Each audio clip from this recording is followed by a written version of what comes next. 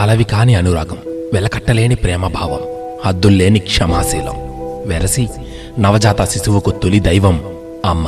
మనిషి పుట్టుక నుంచి జీవన పర్యంతం అతడు వేసే ప్రతి అడుగు వెనుక ఆమె పాత్ర అత్యంత కీలకం.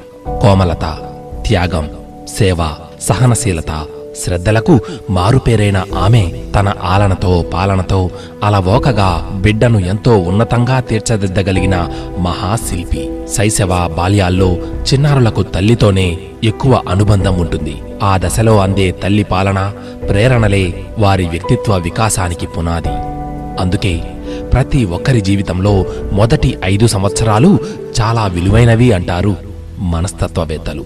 తల్లి ఆలోచనలు, సంస్కారాల ప్రభావం గర్భస్థ దశ నుంచే శిశువుపై పడుతుందని పురాణ గాథలు చాటుతున్నాయి. లీలాదేవి నారదుడి ద్వారా బ్రహ్మజ్ఞానాన్ని వింటున్నప్పుడు ఆ జ్ఞాన ప్రభావం గర్భంలో ఉన్న ప్రహ్లాదుడిపై పడింది. తండ్రి హిరణ్యకశిపుడు అసుర స్వభావం కలిగిన వాడైనప్పటికీ అతని కుమారుడు ప్రహ్లాదుడి సంస్కారాలు శ్రేష్టంగా ఉండటానికి ఇదే కారణం. ఆలోచనాశక్తి, వాక్శక్తి, బౌద్ధిక శక్తుల మూలమైన ప్రతి తల్లి పిల్లల శరీర వికాసానికి మాత్రమే గాక వారి ఆత్మోన్నతికి కృషి చేసే విధంగా వారితో ఎక్కువ సమయం గడపాలి. పెద్దలు పిల్లలకు చెప్పేదొకటి, తాము చేసేది మరొకటిగా ఉంటే పిల్లలు అదే నేర్చుకుంటారు. విలువలనేవి చెప్పి నేర్పించేవి కావు. పెద్దల ఆచరణను చూసి పిన్నలు తమకు తామే అలవర్చుకుంటారు. ప్రతి తల్లి నేను పిల్లల సంస్కార నిర్మాతను అని గుర్తుంచుకుని ఆధ్యాత్మిక మానవీయ విలువలను మొదట తాను అలవర్చుకుని కుటుంబంలోనూ అటువంటి వాతావరణాన్ని నెలకొల్పాలి. విశ్వంలో అన్నింటికంటే గొప్పబడి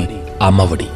ధ్రువుడు, శంకరాచార్యుడు, స్వామి వివేకానందుడు, ఛత్రపతి శివాజీ, ఈశ్వరచంద్ర విద్యాసాగర్, మహాత్మా గాంధీ వంటి మహాపురుషులెందరో తొలి ధర్మపాఠాలు నేర్చుకున్నది తల్లిఒడిలోనే. వివేకానందుడి వద్దకు ఒక మహిళ వచ్చి, స్వామి, నా బిడ్డను కూడా మీలాగే వివేకవంతుడిగా తయారు చేయాలి అనుకుంటున్నాను. మీరే బడిలో చదివారో చెబితే మా అబ్బాయిని కూడా అక్కడే చదివించాలనుకుంటున్నాను అన్నది. దానికి స్వామీజీ, అమ్మా, ఇప్పుడు ఆ బడి లేదు. ఆ బడి నా కన్న తల్లి. ఇప్పుడు ఆవిడ లేరు అని సమాధానమిచ్చారట. భౌతిక విద్యలు జీవనోపాధికి, ఆర్థిక వికాసానికే పరిమితం.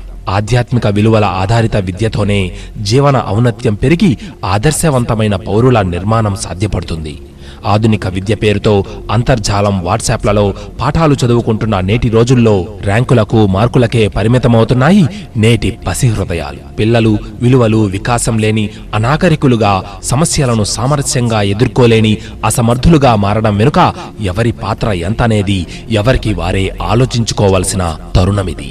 బాలల్లో ఉండే అమోఘమైన కల్పనాశక్తి అనుచిత కార్యాల్లో నిర్వీర్యం కాకూడదు. అది వారి ఆధ్యాత్మిక ప్రగతికి ఆలంబన కావాలి. ప్రతి తల్లి బాల్యం నుంచి మానవతా విలువల్ని పౌరాణిక గాథలు, కథల రూపంలో తన బిడ్డలకు తెలియజేయాలి. పిల్లల్ని సంస్కారవంతులుగా తీర్చిదిద్దే అద్భుత శక్తి ఆ తల్లి మాటల్లోనే దాగి ఉంది. కన్నబిడ్డల్ని క్రమశిక్షణతో పెంచి ఆధునికతకు, ఆధ్యాత్మికతకు జీవితంలో స్థానం కల్పించి దేశానికి ఉపయోగపడే విధంగా తీర్చిదిద్దే గురుతర బాధ్యతలను తల్లి తీసుకున్నప్పుడే మాతా ప్రథమ గురు అన్న మాటకు సార్థకత చేకూరుతుంది.